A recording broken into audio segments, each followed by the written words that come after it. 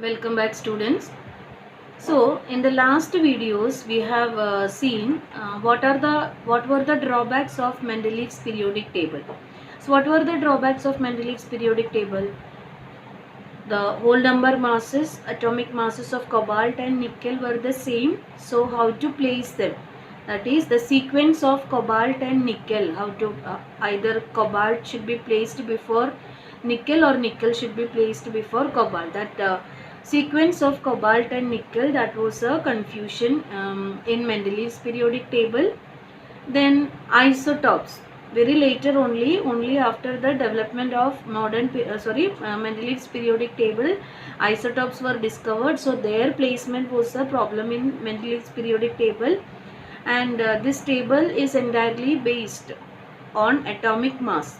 So if we arrange them in the increasing order, if the elements are arranged in the increasing order of their atomic mass, there was no uniformity in the increase of their atomic mass.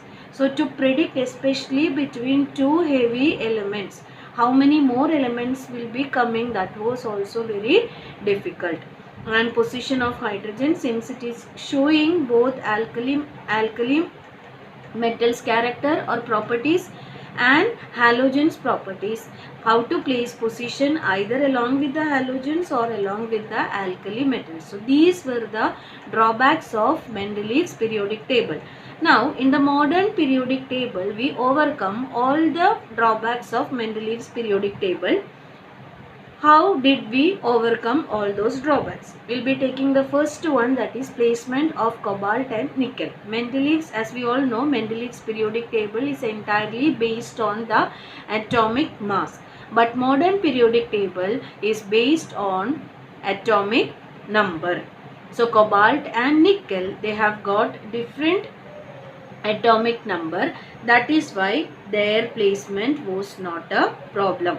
So cobalt, its atomic number is 27 and nickel, its atomic number is 28. So cobalt will be placed before nickel. That problem is overcome. Now the second problem was that placement of isotopes. How to place the isotopes?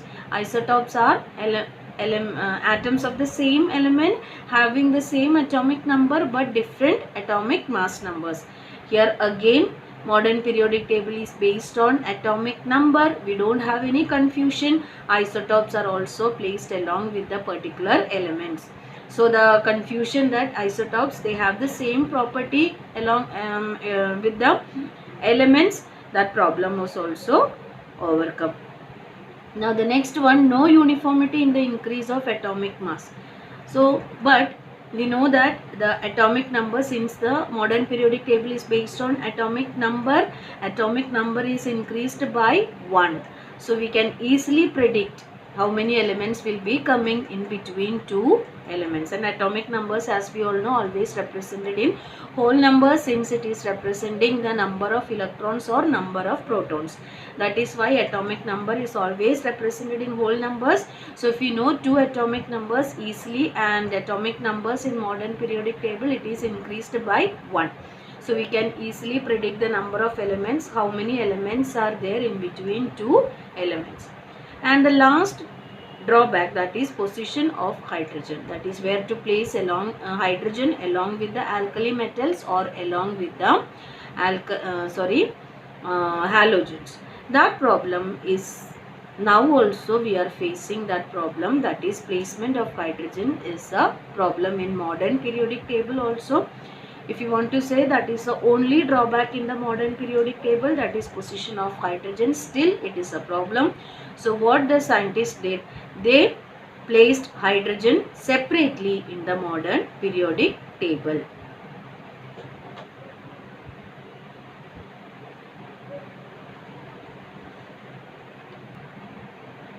So as I told you before, hydrogen is placed separately. It is not included along with the alkali metals, that is this first group elements, or not placed along with the halogens, that is the 17th group elements. It has got a special place, that is this 1A, this special place. So we cannot say that hydrogen is along with the alkali metals, even though it is placed above the alkali metals, but actually hydrogen has got a special place. Now here also you can see cobalt and nickel. Cobalt its atomic number 27, nickel its atomic number 28. See how they are placed. And atomic numbers, as you all can see, it is increasing by 1 by 1, 19, 20, 21, 22, 23.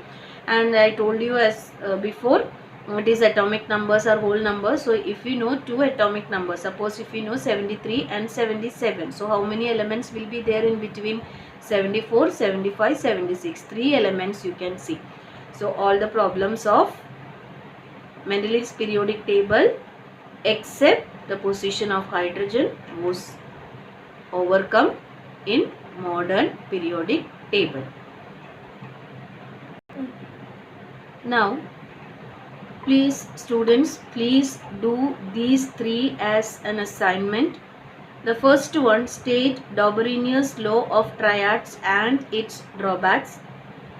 Second one, state Newland's law of octaves and its drawbacks. Third one, state Mendeleev's law of periodic table, its merits and demerits. Students, please do these 3 questions as assignment in your notebook or in separate assignment sheets. Thank you.